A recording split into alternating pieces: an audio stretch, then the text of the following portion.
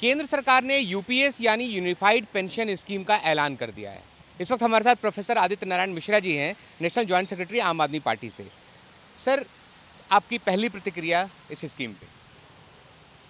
Sir, ये जो old pension scheme का कोई मुकाबला ही नहीं है और कोई आसपास में भी नहीं है। अब ये एनपीएस का रीपैकेजिंग है जो न्यू पेंशन स्कीम लाए, और न्यू पेंशन स्कीम का हकीकत सबको पता चल चुका है।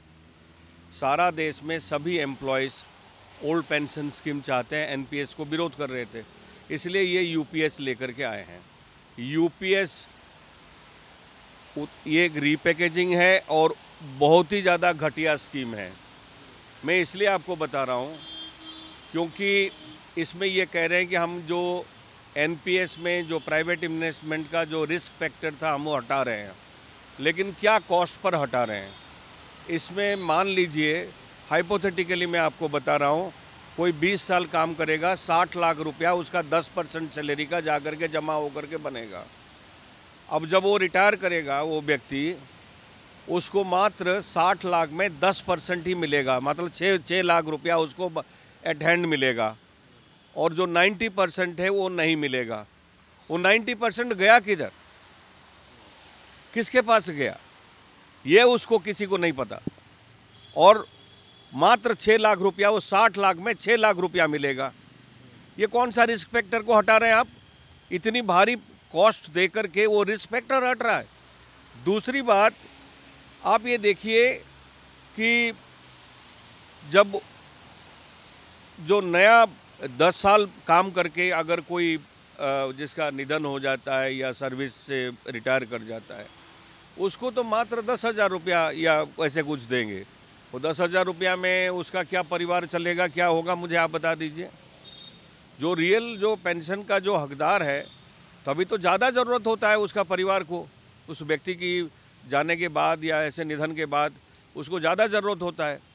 जो सेंट्रल गवर्नमेंट में दे भी दिया पेंशन कुछ लोगों को, बाकी जो ऑटोनोमस ऑर्गेनाइजेशन है उसमें तो किसी को कुछ नहीं दिया इन्होंने, ऐसे निधन हो जाता है, कुछ हो जाता है तो ये एक बात है। हम ये यहाँ भी चाहते हैं,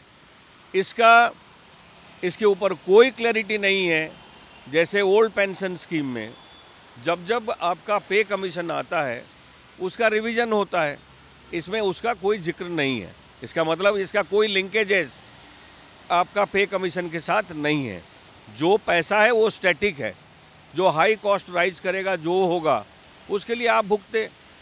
तो ऐसे में तो कोई सोशल सिक्योरिटी तो हो नहीं सकती है, वो व्यक्ति सर्वाइव नहीं कर सकता है, तो पेंशन का क्या मीनिंग है।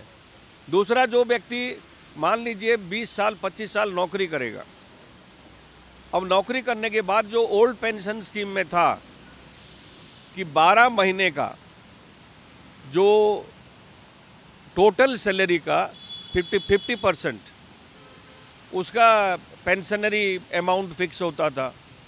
अब इसमें क्या किया है इन्होंने, वही 12 महीने का, 6 से 12 महीने का रख करके, दुर्भाग्यपूर्ण बात है, इसको बेसिक सैलरी कर दिया है। मतलब जो टीए डीए ये सारा चीज़ जो मिलकर के जो टोटल ग्रॉस सैलरी होता था वो उसका 50% था। अब ये बेसिक सैलरी का 50% है।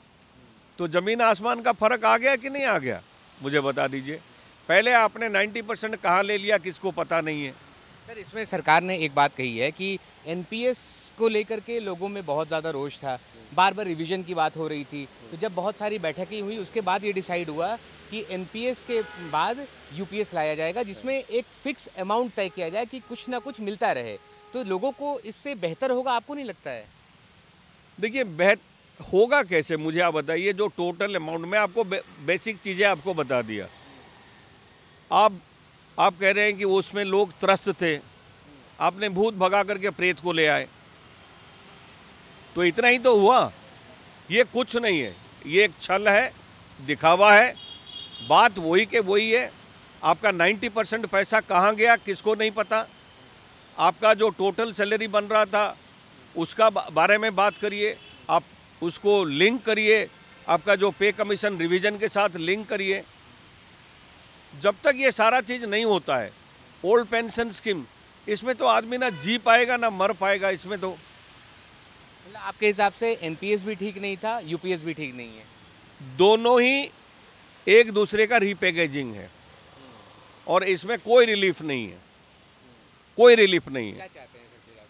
हम लोग चाहते हैं, देखिए, ओल्ड पेंशन स्कीम रेस्टोर हो, जैसे कई स्टेट्स में हुआ था। राजस्थान ने, दुर्भाग्यपूर्ण बात है कि एनडीए सरकार आने के बाद, बीजेपी सरकार आने के बाद इसको दोबारा वापस ले लिया। हम चाहते हैं कि दूसरे हर स्टेट्स में, हर जगह पर सेंट्रल गवर्नमेंट अविलंब इसके ऊपर फैसला करे कि old pension scheme is the only pension scheme that gives some amount of dignity to the individual person. आपसे बात करने के लिए शुक्रिया। कैमरामैन गोपाल के साथ मोहम्मद अफसर, इंडिया न्यूज़, दिल्ली।